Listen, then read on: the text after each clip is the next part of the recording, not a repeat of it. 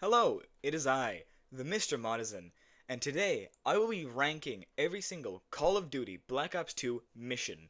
So, why not? Let's get right into it. Our story starts here, on Pyrrhic Victory.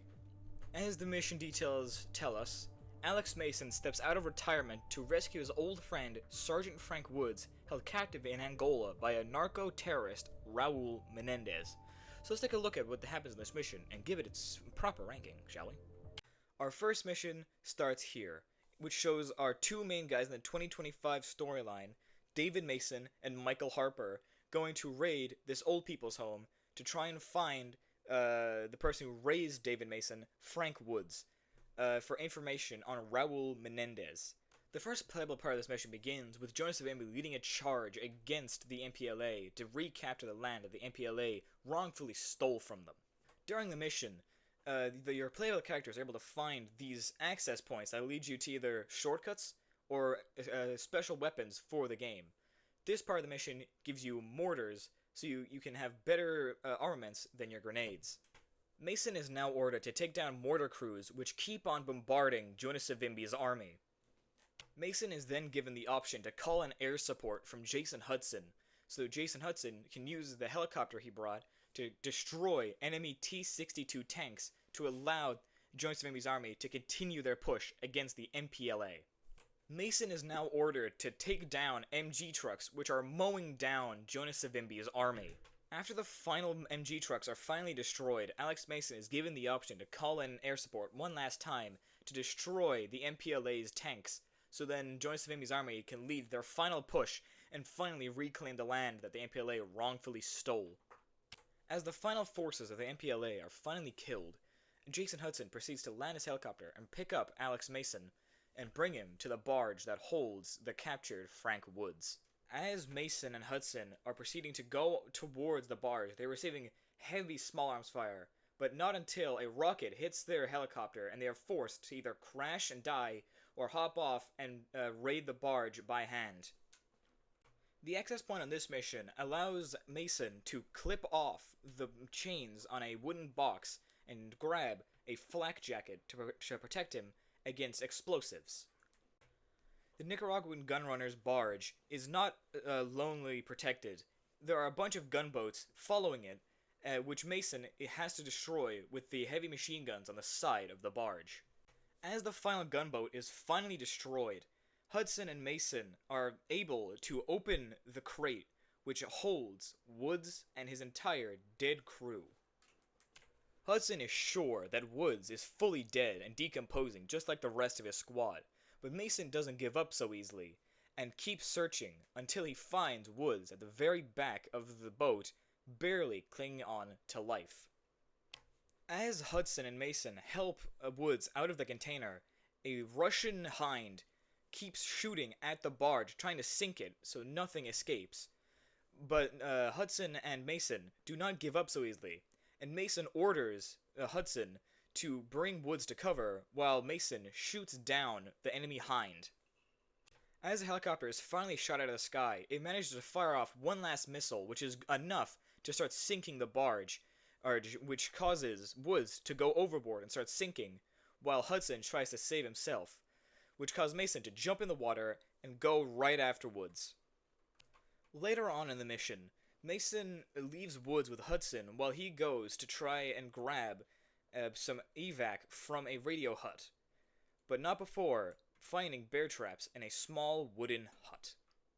Mason finds Raul Menendez radioing Kravchenko, telling him to not worry about local politics. Mason attempts to threaten Menendez to start radioing evac, but Menendez breaks the radio frequency and is not scared by Mason. As Cuban soldiers raid the wooden hut, Mason takes Menendez hostage, but Menendez is still not scared and attempts to pull the pin on a grenade and blow everyone up inside the hut. But Mason attempts to fight off Menendez during that part, which ends mostly in success, as Mason is able to shoot Menendez right in the eye and escape right as the grenade explodes. Mason then has to run through the jungle, assisting Hudson and bringing Woods to safety, while the Cubans chase them, trying to kill them for invading their land. Later on in the mission, Hudson and Woods fall over and need the help of Mason to bring him to a dinghy at the end of the dock. But as they attempt to get away, a Russian hind shows up and attempts to kill them. But they don't know that this hind is actually controlled by Jonas Savimbi, and they're there to help them get away from the Cubans.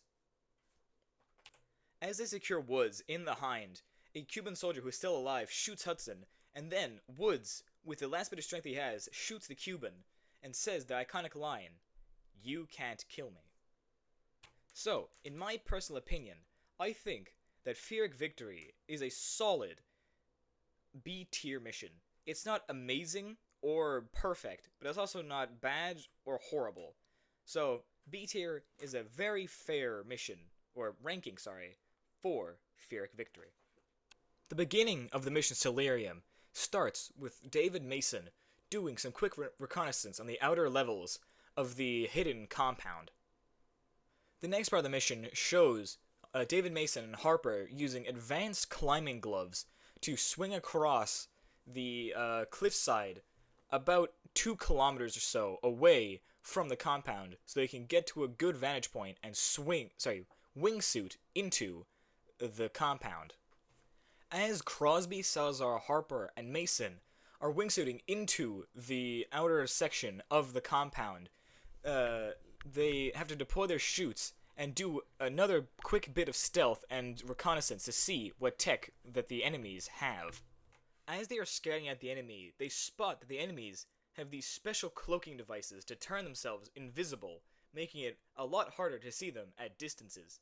Although thermals, target finders, and EMPs can easily counter this.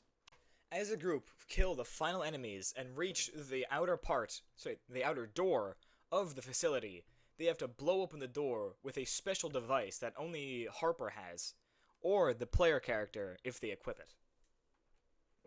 As they hack their way into the main part of the facility, they are able to find the player character is able to find a hackable crate, which gives them access to a special invisible cloak, so then they can both use it as their own technology and use it to get through the mission a lot easier. As they kill the final mercenaries in the base, they are able to run over and access a special thingy, which gives them access to an ASD unit, which is an automated small little sentry guy that will help you fight off enemies. As the 4 members hear a strange sound coming from a crate, they decide to check it out, and as David Mason opens it, a special scientist, also known as a magnetometrist, is named Eric, pops out and tells them that Menendez is forcing them to process a special element that has a lot of processing power called Celerium. The mercenaries decide to launch another attack on the 4 members, this time hacking the main room's defenses, which caused the group to grab shields and shoot and defend the scientist as he cowers away from the fight. As the final enemies are killed, the scientist and David Mason both hack into the main access doors, and Eric runs into the room and shows them the special element Celerium before giving it to them, but not after getting shot through the throat and causing the 4 members to have to fight their way out of the main facility. As the final enemies are killed and the 4 members push through the facility, Admiral Briggs and his entire evacuation squad arrive on scene to clean up any evidence of their mission there, and David Mason gives Briggs the Celerium. So, in my personal opinion, I think that the mission Celerium is a solid A tier. Although it is decently short, it does show what Menendez's plans with Celerium. It tells us about a special thing that will come up later called Karma, and it introduces us to the 2025 storyline, what weapons, enemies, and technology exist during that time. The beginning of the mission, Old Wounds, begins as Woods and Mason are delivering a weapon shipment to the Chinese. Is in return, the Chinese will lead them to the Mujahideen, which may have information on Raul Menendez. The first access point on this mission shows a very old sword stuck in a man, which requires a crowbar to be pulled out of him. Woods questions why Mason needs that sword, but Mason simply answers, "You never know." As Tian Zhao, Frank Woods, and Alex Mason dismount their horses and go into the main cliffside base of the Mujahideen, they are there to talk strategy and payment for their for their information on Raul Menendez. Hudson has provided a large shipment of AK-47s and weaponry to the Mujahideen.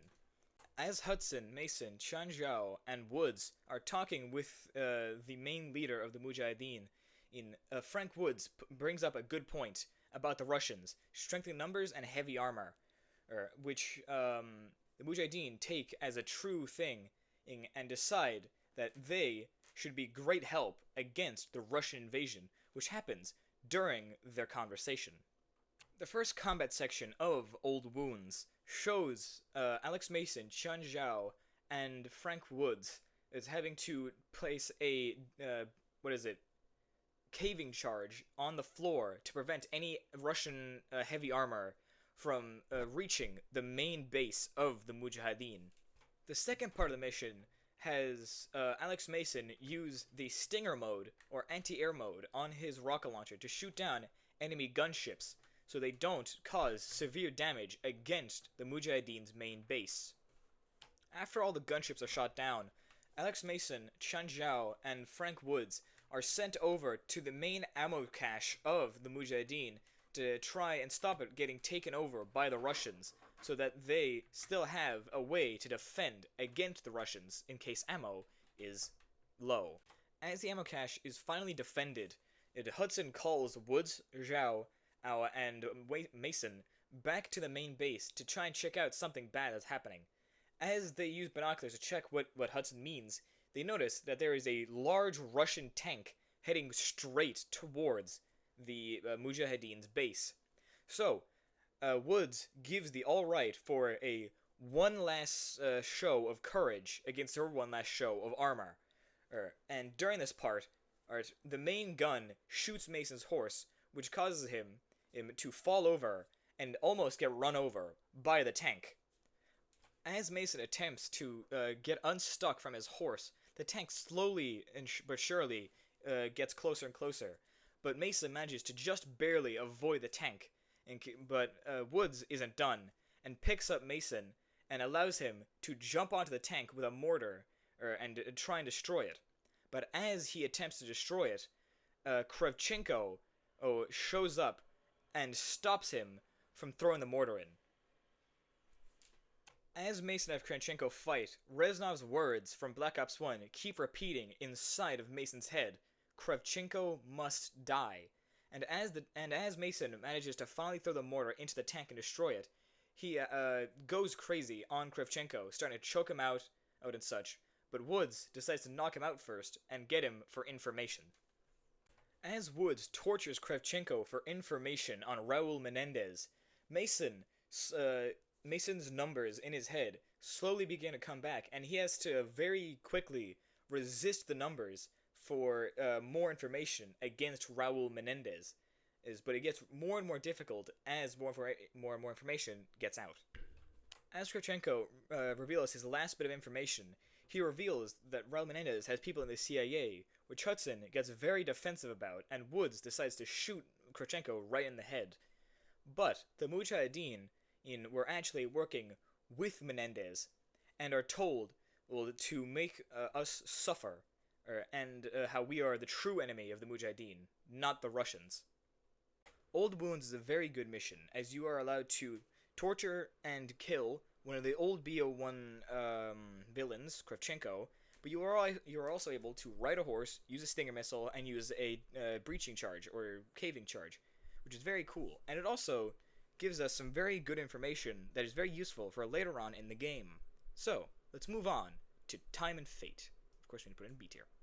During this mission, Woods, Hudson, Mason, and Manuel Noriega are going to storm the compound of the well-known cartel leader, Raul Menendez, with the Cuban military. During this mission, we get to see the point of view of Raul Menendez and what happens to him and his sister during this raid. He is very fond of his sister, as she is the only reason he wants to live, and continues on his cartel business. But throughout the mission, a lot of bad things happen to her, like this part, where a man knocks on the door, which Raul Menendez gets very pissed about, and as he answers the door, or the cartel member that tells him about whatever happened, and it gets shot right in the head by the Cuban military. As Menendez gets captured, Manuel Noriega decides to rescue him instead of capture him. But Raul Menendez doesn't take very kindly to him. So, Raul Menendez decides to rush after Manuel Noriega, knock him out, and steal his shotgun, and run through the cartel-run town, killing every Cuban military member, and trying to save as many civilians as possible. During this part, he is in a state of rage, giving him increased stamina, increased health, increased speed, and increased strength, as well as infinite ammo. As Raul Menendez tells the cartel members to ram the gate so he can get to his sister quicker, he rushes through all the Cuban military members, killing them all, so he can get to his sister as quickly as possible. As he kicks down the door to reach his sister, he meets Mason and Woods, but Woods loses his shit and begins shooting at Raul Menendez. But Raul Menendez tries taking cover and saving his sister, but Hudson holds him back, which Woods, due to him missing all of his shots, throws a grenade, which Mason tries to stop him, but only diverts it, which causes it to hit off a wall and into his sister's room, killing Josefina instantly. During this next part, Woods spots Raul Menendez rushing over and trying to save all of the horses that are stuck inside the stable, which Woods loses his shit trying to chase after him, but Hudson manages to stop Woods from rushing in, and tells him to get his shit together, and that they will get Raul Menendez together instead of just Woods. As Mason and Hudson start rushing through the drug part and info rooms of the basement, Mason finds a CIA memo in the information catalog, and questions why Raul Menendez has a CIA memo, which brings him back to when Kravchenko said that he has people in the CIA. As Mason and Woods fight through the left side of the main cartel building, they make it to the final room, or hallway, where Raul Menendez is finally holed up, and as Woods decides to slam through the door, he spots Raul Menendez and attempts to shoot on him immediately, but Mason manages to stop him, making him miss all of his bullets, but Woods has to headbutt Mason and pull the pin on a grenade, which Mason tries to divert, but when he diverts the grenade, it goes straight into Josefina's room, killing her instantly, and allegedly killing Raul Menendez. Time and Fate is a very good mission, and in my opinion, one of the greatest, so I will have to give it the very fair ranking of A tier. It shows us why Raul Menendez doesn't give up, because his sister died, and he wants capitalism to die and suffer with him because of it, and that is worthy of an A tier. We also get to see both point of views.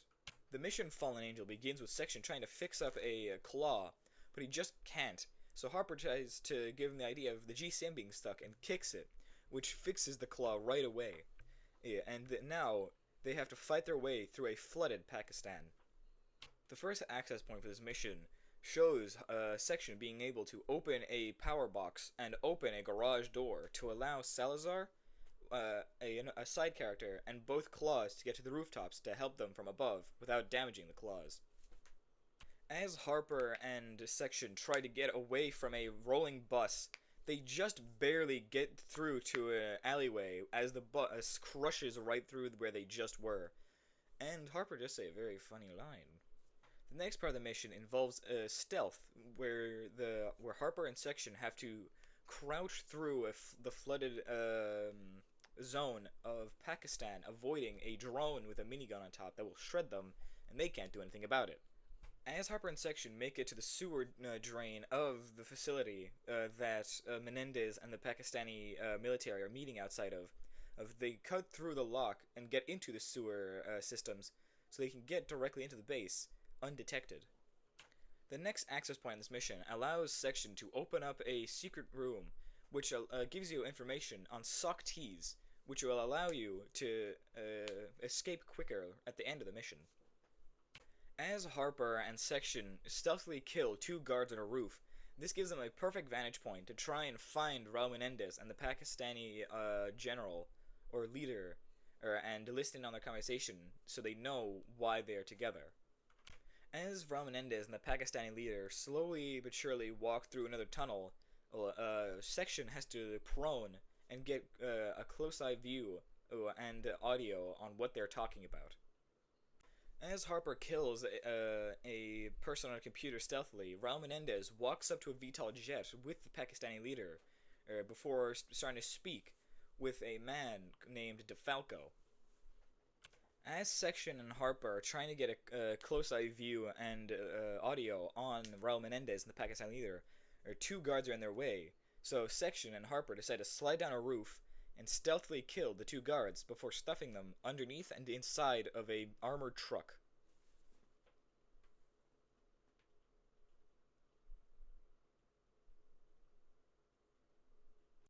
As Harper and Section listen in on the conversation with Raul Menendez, they figure out that Raul Menendez managed to steal an American combat drone, but not before a train goes in front of them and they have to get even closer to Raul Menendez and the Pakistani leader. As Section Harper managed to get right below the Pakistani leader and Menendez manages to figure out that that there is an actual invasion, and says that he was the one that engineered it, and orders his men to throw two grenades inside of the area where Section and Harper are. Section and Harper now have to wait for Salazar and some other Navy SEALs while holding off pretty much half of the Pakistani government and waiting for evac. But Section is given the option to take control of both claws.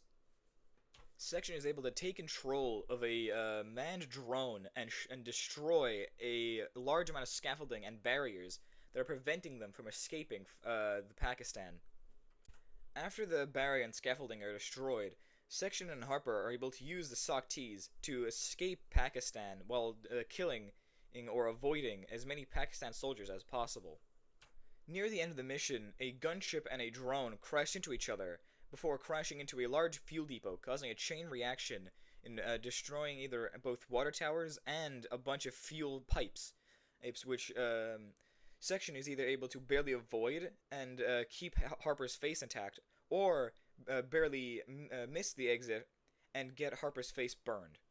The Chinese government then stop Section, Harper, and Salazar from escaping, but when Section tells them why they are there, they say that they have common interests and they won't kill them. In my personal opinion, Fallen Angel is very easily an S tier mission. You get a very good intro section, and Harper is a funny man. You get to use claws, which is very cool. There's a very good stealth section, and you get to drive sock teas or drones while escaping during the final part of the mission. So in my opinion, it is easily an S tier mission. So, now shall we move on? The mission Karma opens up with Harper, Section, and Salazar all using a military-funded luxury VTOL jet to land on the giant rich island of Colossus to try and find Karma, as well as stop a possible attack on the floating island.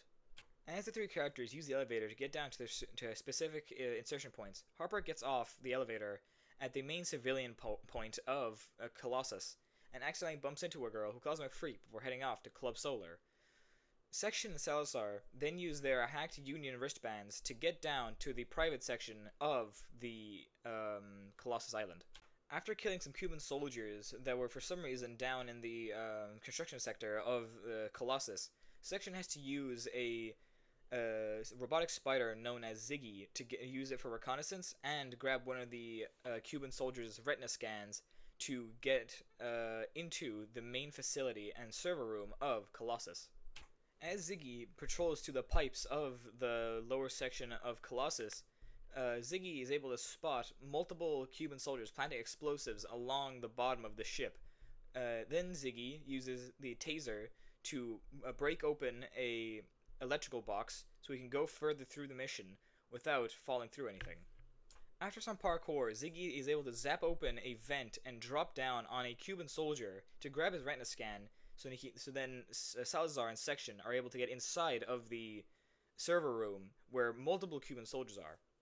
After killing all the Cuban soldiers, Section is then able to use the Colossus network and use face recognition ID to find Karma, and then realizing that Karma isn't a cyber weapon, but instead a woman that is very good at hacking, and the same woman that Harper accidentally bumped into while getting off the elevator. The first access point on this mission is a server room where you can place a special device on it, and Farid is able to hack into it and upload biometric IDs to his HUD so you can see enemies through the crowd and not accidentally kill civilians, as well as seeing enemies behind cover easier. As Section makes his way over to Club Solar, he flashes his Union wristband to get in without a hitch, and makes his way to the inner club to try and find Karma and Harper before DeFalco gets there and starts killing civilians. As Section arrives and tries to calm down Karma and bring them with him, DeFalco makes it over to the main stage of the Club Solar and shoots the DJ before taking a girl hostage and shooting her, and then grabbing another woman, trying to force Chloe Lynch out with empathy. And as Chloe Lynch does it, he still kills a civilian and orders his men to kill everyone at the club. As Harper and Section take cover behind a bar counter, dubstep begins to start playing again, and the player is given a Cap 40 with a reflex sight and has to keep moving forward while killing different mercenaries as dubstep plays before reaching the main DJ booth, but DeFalco is already gone with Karma.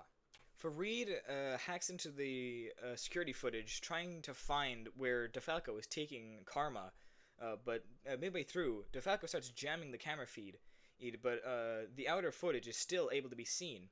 But not long after, the bombs on the ship detonate, and Harper and Section have to try and find where DeFalco is taking Karma by themselves.